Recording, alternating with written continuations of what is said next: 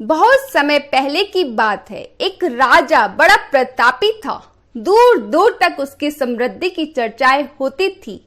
उसके महल में हर एक सुख सुविधा की वस्तु उपलब्ध थी, पर फिर भी अंदर से उसका मन अशांत रहता था। उसने कई पंडितों से इसका कारण जानना चाहा, बहुत से विद्वानों से मिला। किसी ने कोई अंगूठी पहनाई तो किसी ने यज्ञ कराए, पर फिर भी राजा का दुख दूर नहीं हुआ, उसे शांति नहीं मिली। एक दिन भेष बदलकर राजा अपने राज्य में घूमने के लिए निकला। घूमते घूमते वह खेत के निकट से गुजरा।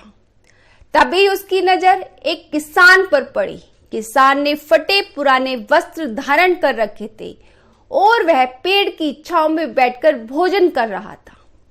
किसान के वस्त्र देखकर राजा के मन में आया कि वह किसान को कुछ सोने की मुद्राएं दे दे, ताकि उसके जीवन में कुछ खुशियां आ जाएं। राजा किसान के पास गया और बोला, मैं एक राहगीर हूं, मुझे तुम्हारे खेत पर ये 4 सोने की मुद्राएं गिरी मिली हैं। यह खेत तुम्हारा है, इसलिए मुद्राएं भी तुम्हारी हुई, इन्हें रख लो। किसान ने कहा, ना ना सेठ जी, ये मुद्राएं मेरी नहीं हैं, इसे आप ही रखें या किसी और को दान कर दें, मुझे इनकी कोई आवश्यकता नहीं है।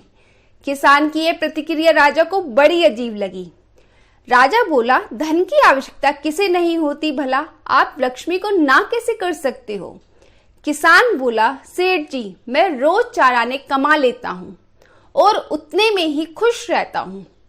राजा ने फिर पूछा, क्या आप सिर्फ 4 आने की कमाई करते हैं और उतने में ही खुश रहते हैं? ये कैसे हो सकता है?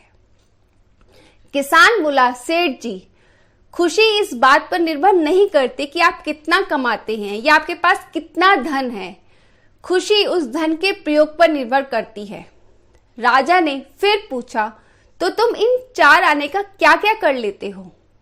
किसान भी बेकार की बहस में नहीं पड़ना चाहता था। उसने आगे बढ़ते हुए उत्तर दिया, इन 4 आनों में से एक मैं कुएं में डाल देता हूँ, दूसरे से कर्ज चुका देता हूँ, तीसरा उधार में दे देता हूँ और चौथा मिट्टी में गाड़ देता हूँ।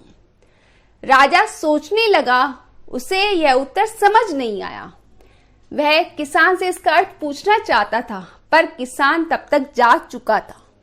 राजा ने अगले ही दिन सभा बुलाई और पूरे दरबार में कल की घटना कह सुनाई और सबसे किसान के उस कथन का अर्थ पूछने लगा।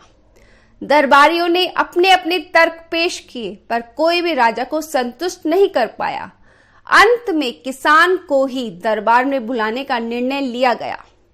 बहुत खोजबीन के बाद किसान मिला और उसे कल की सभा में प्रस्तुत होने का निर्देश दिया गया। राजा ने किसान को उस दिन अपने भेष बदलकर घूमने की बात बताई और सम्मान पूर्वक दरबार में बिठाया।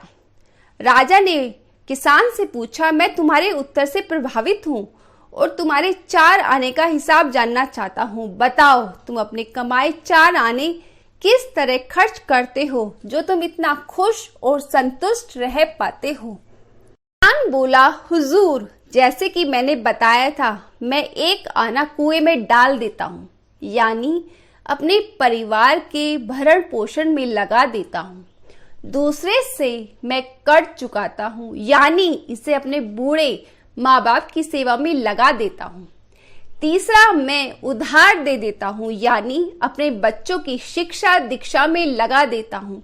और चौथा, मैं मिट्टी में गाड़ देता हूँ, यानी मैं एक पैसे की बचत कर लेता हूँ ताकि समय आने पर मुझे किसी से मांगना ना पड़े और मैं इसे धार्मिक, सामाजिक या अन्य आवश्यक कार्य में लगा सकूं। राजा को अब किसान की बात समझ आ चुकी थी।